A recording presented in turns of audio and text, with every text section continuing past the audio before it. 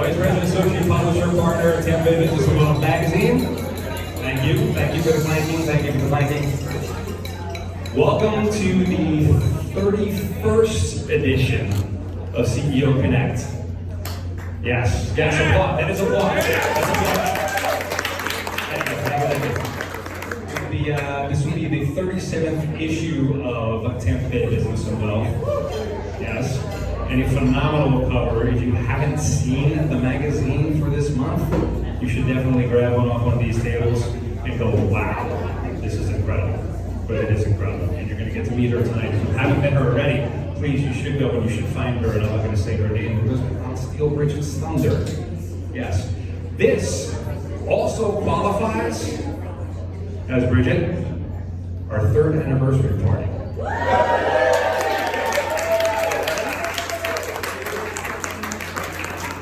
So thank you everyone for coming. We we love you. You are our ecosystem. We have built this, and you're a part of this, and you are what makes the magic happen every single day, every single month, every single year. So we appreciate that. So very quickly, CEO Connect is a celebration of our cover CEO from that month, who was featured on Tampa Bay Business and Wealth's cover, our cover story.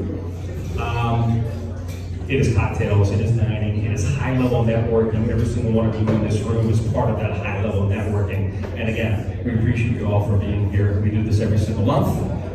If you get on the invite list, you're one of those special people as part of the ecosystem, as we like to call it. So, I'm going to be quiet. I'm going to bring up our lovely CEO and publisher, Ms. Bridget Bellew, to get us started.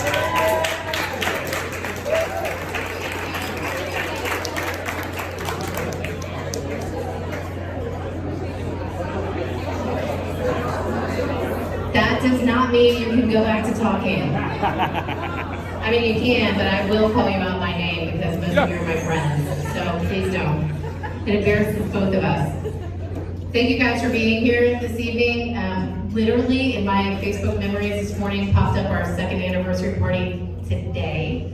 So it literally was 1 year ago today that we were celebrating 2 years. So it's kind of cool that tonight we're celebrating 3 years and we're actually starting our 4th year.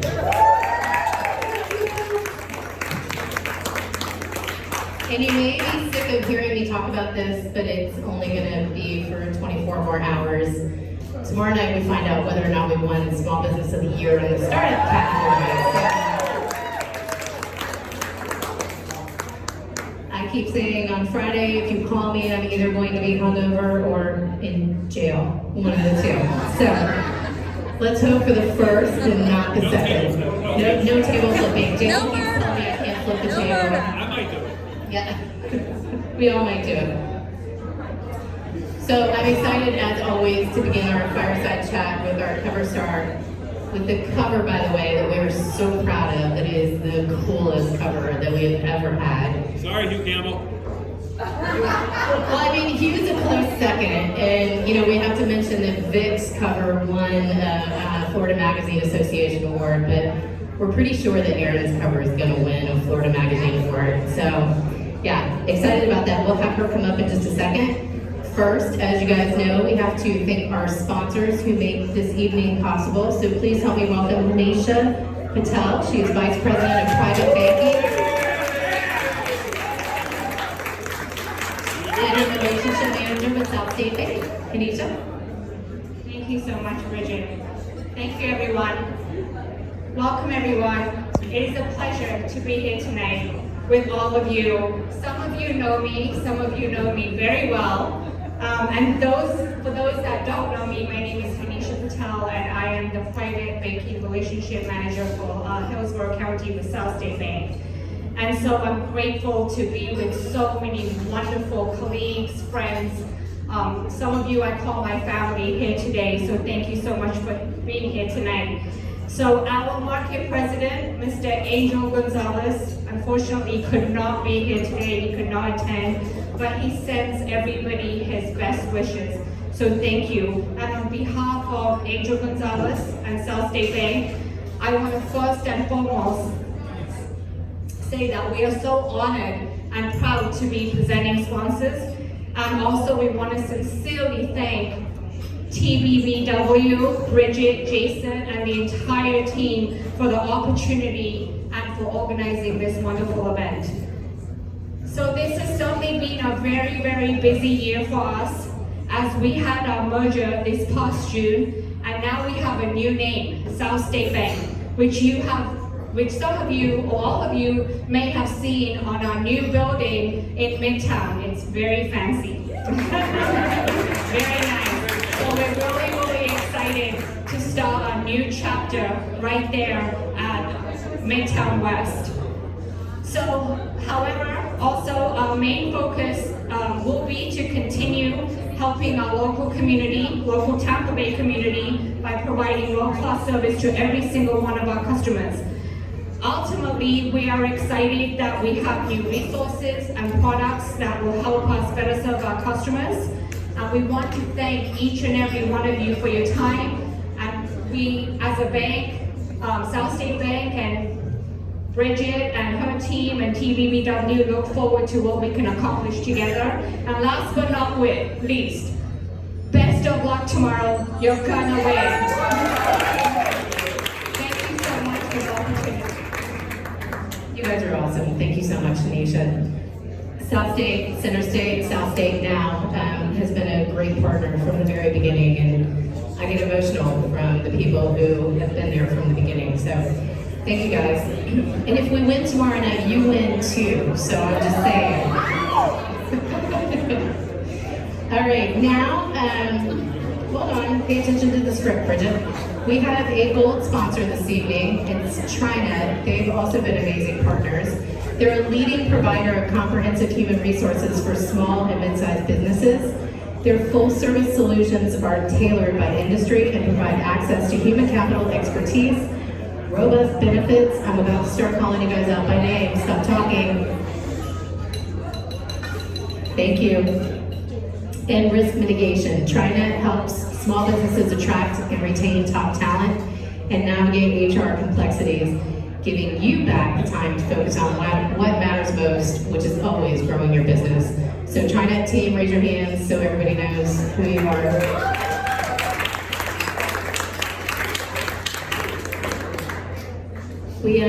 We found ourselves in a bit of a conundrum for this year's event. There's something about September that happens to us every year. We should probably prepare for that next year. But Jamie, who is here this evening with Jackson's, he's the managing partner, he came through for us at the last minute, and I hope you'll agree with me, they've done an amazing job. This room is gorgeous. The view could not get any better. So Jamie, why don't you come up and talk? Very, very much. My name is Jamie Crockett, and I could not be more proud and excited to be the speaker for Jackson's for just a couple of minutes. And the reason why I'm so excited, first and foremost, is the people that we have for this company.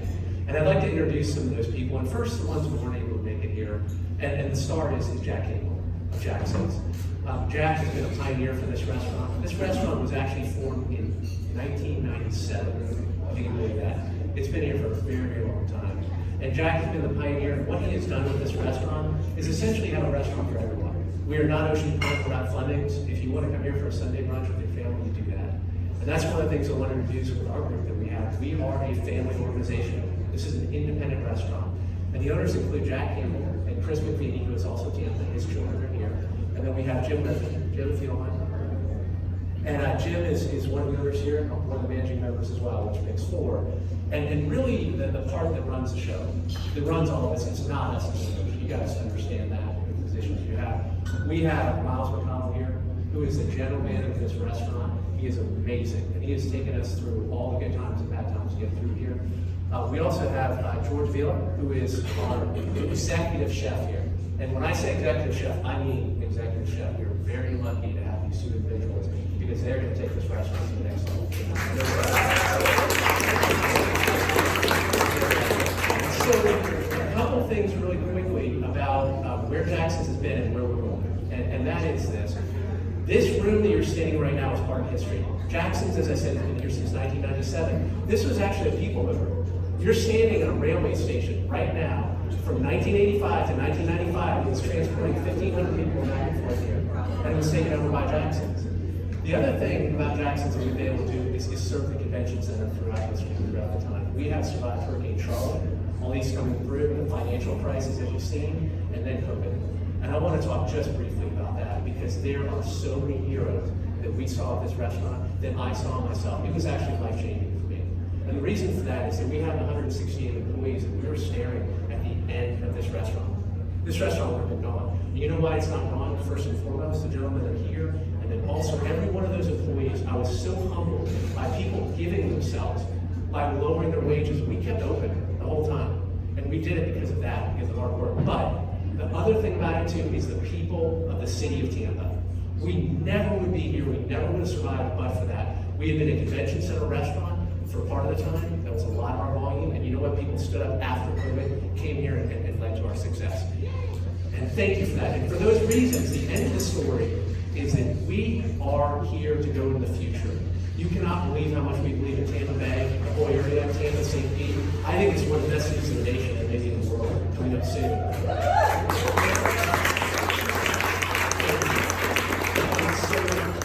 What I am proud to say is we are not cowering. We're not going anywhere. As a matter of fact, we are doing significant renovations next year. Significant. The entire inside, the outside, we're going to redo the menu with exciting things, and we want to serve all of you. And we want to do the best job we can. And thank you. Thank you so much for being a part of this, and we're looking forward to the future. It's going to be bright.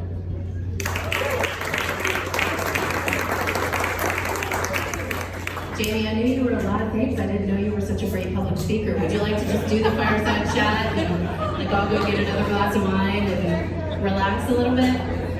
Seriously though, thank you guys. You've been amazing partners and we appreciate you very, very much. We appreciate you coming through. So, all of you guys are here tonight to meet our cover star. Erin Meagher is CEO of Beneficial Blends, which has products available in Walmart, Kroger, Aldi, Sprouts, and Publix, among others. In 2021, the company is projected to have more than $25 million in revenue. In addition, it has a private label CBD brand called Chillaxin CBD and is launching a CBD-infused sparkling water this month, available for wholesale and direct purchase online at chillaxin.com. Chillaxin CBD currently offers CBD shots, and that's not like this kind of shot, it's like this kind of shot. Beverage enhancers, mouth spray, body creams, candles, and diffusers. There is complimentary beverages provided by Chillaxin at the bar, so if you have not had them and you need to chill out, make sure you taste the Chillaxin complimentary beverage. Erin, I did forget them. I'm sorry. I forgot Dwayne. So what's really ironic about me forgetting Dwayne is that we are super excited that ABSF is here. We have a very long history of them being tremendous partners. I hugged him tonight. I was so glad to see him. So Bob, Dwayne, ABSF, thank you for being amazing ABSF partners. Welcome back! Like I always say, I need to fire myself, and I'm sorry for forgetting you, but all good. Don't tell on me. Don't tell Bob. Don't tell Bob. Okay. All right, Erin, please join me on stage.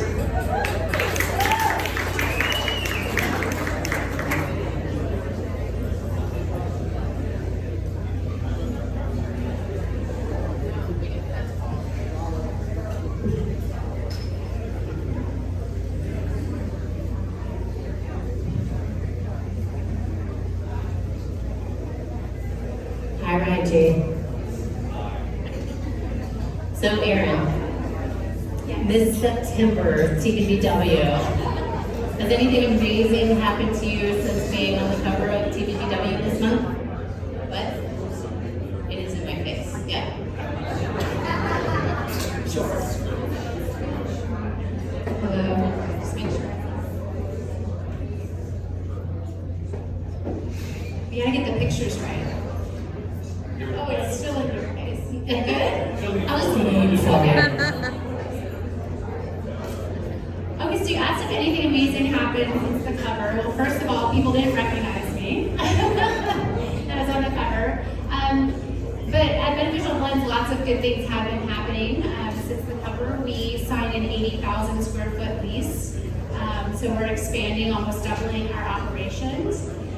We have a couple of new things coming on with the Bird Alzheimer's Institute. We're doing a $25,000 donation to the Bird USF Alzheimer's Institute for 21 and 22. So that's really exciting for us. And we have a lot of new business coming on with new manufacturing, like Bag on Valve and new deals with Aldi and Cargill, and lots of good stuff happening for us. Well, as chair of the Alzheimer's Gala this year, I appreciate you. And I may follow up with you on that. I might bother you a little bit. Yeah. So we had a mom of young children that was the CEO of her company on the cover in January, and she has since exited the company. And we've started to see a lot of that, and nothing wrong with that, right? I mean, I get it. Work-life balance is something that we all talk about as mothers. What are your plans for the future? What's next for Erin? Well, first I think I'm very competitive, so I'm going to keep building the company as much as I possibly can, and we'll see where that goes. I do have 3 young children, all under the age of 4. I have 3 and 18 months, so it's a lot of kids. So I understand why women leave the workforce, whether it's a CEO, and any exit should be considered a successful exit, whether you're a female or a male. But I think that maybe the question also is, why do so many women leave leadership positions? And I think one of the reasons why is you do have a home life and you're constantly pulled and you're still mom, and my husband never thinks who's picking up the kids this afternoon. Like, it's always me first, right? So you have that, but I think the other thing is, as women get into higher positions of leadership, you are challenged more by 1, other women, and 2, men who still do very, may not realize they challenge you too. And I've had 2 instances of that within my own company, where someone thought that they should tell me how I should behave. And I think, and you get that as a leader, and the higher you get as a female leader, you counter that. And I think those things play into women's minds as they decide, is this leadership role worth me sticking around and doing it? So I think that's probably why you see women, not just CEOs, leave leadership positions. So, as of yesterday, I wrote a column for a local publication that will remain unnamed. And he sent me an email back and he said, really love a lot of things about your column. Can we chat for 10 minutes? I was like, so you really don't love a lot of things about my column? Cool. Okay. And it was all about women in business and how we treat each other. And right. But I'll quote Brooke Miranda, we are assholes. We are not good to each other. We do not help each other.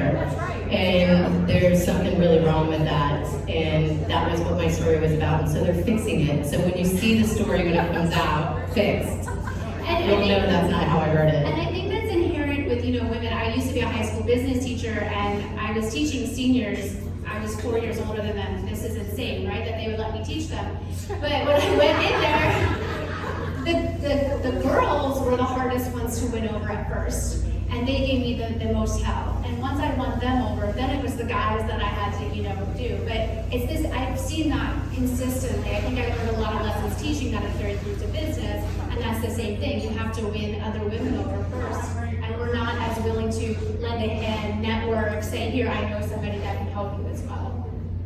So my famous mantra is, there is a special place in hell for women who don't help other women. And I have said that for 15 years, and I believe it. Well, we're getting deep on this fireside Yeah, we are, absolutely. I told you it was not going to be all scripted, I warned you. So, one of the coolest parts of your story was when you talked about TJ Maxx ending up being your first big retailer, and my daughter's here tonight, and we used to go in TJ Maxx, like, who buys food at TJ Maxx? Like, what is wrong with you people? But that was like a game changer for you, and we have a lot of business owners in the room, and they've all had that moment of like, do I do this? Do I not do this? So talk about that and how that impacted your business. So this was actually back in 2010, and we were in Boston for a trade show. It was my very first trade show. and we went to TJ Maxx to get some knickknacks like baskets or something for the trade show booth, and I had this thing, who buys food at TJ Maxx? And the very next day, it was a 3-day show, buyers from TJ Maxx, because they're based up there, every single day came to our booth and said, we want your products, we want your products, we want your products. I was like, wow, I got all these great products. I've never sold a unit before this trade show, mind you. I had like 4,500 units sitting in my warehouse in Tampa. And so we're walking through Boston proper with my, boyfriend at the time, husband now, and my sister. And we're walking through Boston proper after the show is over. I'm like, I don't know, guys, I don't want to dilute my brand before I've even sold a unit by selling it at TJ Maxx. And they both looked at me like, you're an idiot. It's a sale. You need to take it. And I did, and it actually, if I didn't, I probably would have been out of business within the first year, because that was a substantial anchor that allowed me volume. And then I was able to come back to Tampa, and I had to knock on doors, like literally the Village Health Market and Buns Nutrition, and I had to knock on these little doors and go like, will you take my 6 units of coconut oil, please? And so I had TJ Maxx, and I had all these little mom and pop shops until I was able to get a food distributor. So it was a blessing in disguise, but I was the same way. I did not want it. And it worked out that it actually kind of worked like a marketing angle for us, because people would find it in TJ Maxx and then call up and go, oh, where can I buy this? So it was free marketing that I was getting paid actually for the marketing aspect of it. Well, and TJ Maxx's brand doesn't suck, right? But this was 2010. They weren't doing food really then. Everyone buys food now, but back then it was very, Yeah, I get it. So we spoke a little bit about mental health, and that's something that's important to you. And as mom of three children. Sorry, I wrote down 4 for some reason. Work-life balance is a struggle. I think it's a struggle for guys. Please be respectful during this part. Thank you. I think it's a struggle for all of us as moms, and you're right, Dad doesn't think about who's picking up the kids, or what am I making for dinner, or who's taking the kids to school tomorrow, or any of those other things. But as it relates to mental health, you're pretty passionate about that, so I want to give you a platform to talk about it. Thank you. I also think work-life balance is a lie. Like, everybody continues to think if I just work hard enough, I will achieve this perfect balance. It does not exist. Like, there's no way that this exists. Like, I give up a lot of things, to be able to work, and I also have a lot of help. I'm able to, I kind of joke that I'm running a company at home and I'm running one at work because of how many, people and things it takes to keep all these balls in the air. So I think that's something unachievable that we put on ourselves, to say you'll just reach perfection if you can do that. And in the meantime, your mental health suffers because you're never going to reach that. And so I think, yes, mental health is very important. And studies have shown before kids, I work 6 days a week. I can't work 6 days a week now, And studies show if you actually take a step back, you'll get more done than if you constantly think that you're going to be working from 7 to 7 and wear that as a badge of honor. And so, our chillaxin CBD brand is great. We're really trying to show people that instead of, we talked about this a little bit before when you came to my house, instead of hyping up on caffeine and then coming down on alcohol throughout the day, and you're in this cycle. Don't tell people my secret. Okay, no, you can still have caffeine, Roberto. You can, but you can just maybe, the CBD is being able to be more even keeled throughout all aspects of your life and not have these great highs and lows. And I think that's what we see with COVID and people working at home from now. And our offices have moved to permanent work from home for the people who can. Even some people who are in the offices, we work Fridays now from home from the offices. We're really creating this new lifestyle, and I really hope that other people's companies are doing the same thing and reevaluating what it means to spend every waking minute at work, because I think we're just seeing it's not sustainable to our society. So you're the only other person I've ever heard say stop looking for work-life balance. It doesn't exist. That has been my message for as long as I can remember. I used to say if I'm at work, I feel guilty about not being home, and if I'm at home, I feel guilty about not being at work, and there's something really terrible about that. So, ladies, we need to stop feeling guilty, period. So you referenced being a teacher before you started the business. And when we did the interview, we tried to get you to that like moment of like, aha, of like, I'm gonna go start this business. And you kept kind of saying like there wasn't one, right? It was gradual, it was organic. So talk about kind of how you got from point A to point B for the people in the room who might benefit from that. Sure, yeah, so I was a high school business teacher, so I obviously loved business. It's something that I've always been passionate about. But when I got out of school, I didn't have like my thing, and if you're gonna do it, you really need to be passionate about it. Because it's really hard, and you're gonna wanna quit a lot of times. So I was reading it was the St. Pete Times then, about a woman, a local doctor here, who was treating her husband with coconut oil, and it was improving his quality of life by just adding it to his oatmeal in the mornings. And after 2 weeks, it really improved. He could do like a clock from memory, he could draw it from memory. And I looked at coconut oil like, oh my gosh, this is amazing. Like it's helping with brain health, it was helping with cholesterol levels, and it was helping with your metabolism. And those are the 3 things that, Americans struggle with, the top 3 things, and nobody was using it. Nobody had heard about it back then. And I thought, I can really get behind this. I can do this. If I'll launch this brand, and I always thought it was going to be, I'm going to launch this national brand. And I said, From the beginning, from the beginning, I'm going to launch a national brand. And if I fail, I'll just go back to teaching. And so that's what I did. I started with it, and I lived on Harbor Island at the time, and I started from my house, and I literally Googled every single thing, like how do you import food to the U.S., and I figured it out. And I filed our trademarks, and I, worked on our website, and then I found our co-packers, and I literally, even probably up to a few years ago, I've done every job in the business, and that includes running the forklift, doing the maintenance on the machines, fixing the toilets, doing the accounting, literally have done everything. And thank God for the internet to help me along the way. But it was you just figure out one little piece at a time, and then all the little pieces keep coming together, and you'll do it. Well, you've done it. Thank you. It's kind of amazing. Thank you. So, one last question. Yes.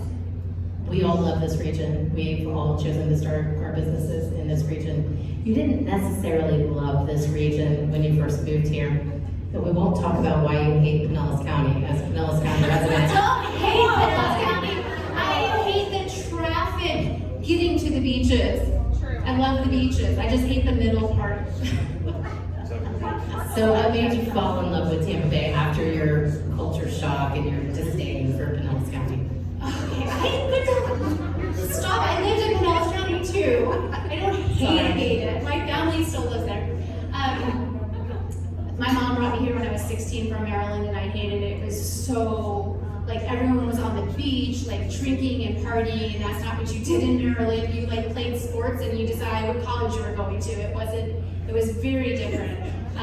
So I went away for school, and then when I graduated, my grandparents had moved down here, and so I moved back, and my grandfather was sick, and I kind of started putting roots down. And then I realized how amazing Tampa is because, and the whole region, not just Tampa, but I call it a little big town, right? You talk about 6 degrees of separation, it is 3 in Tampa. We have, I'm a huge Lightning fan, huge. We walk there. I mean, we're Tampa Bay now with all of our sports, with the Rays going back, to the playoffs, the Bucks. I live back on Harbor Island again now, so if you come on the weekends, you'll probably see me hauling my kids up and down, going to the parks and going, 9 Starbucks you guys can walk to? Yeah, and my 4-year-old knows all the Starbucks you can walk to. And look, I love it now.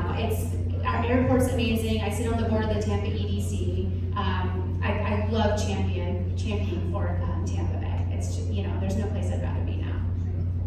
Well, we are thrilled to have you here. And I'm thrilled to have you guys here. Thank you so much for coming out this evening. Thank you to our sponsors, because we can't do it without them. Our presenting sponsor, South State Bank, our gold sponsor, TriNet, our host sponsor, Jackson's Bistro, and our AV partner, AVSS. We have the space until 7:30. The drinks and the food will still flow, so please make tonight matter, make meaningful business connections, and store the stage for Erin. I know you all want to talk to her. Thank you. Thank you.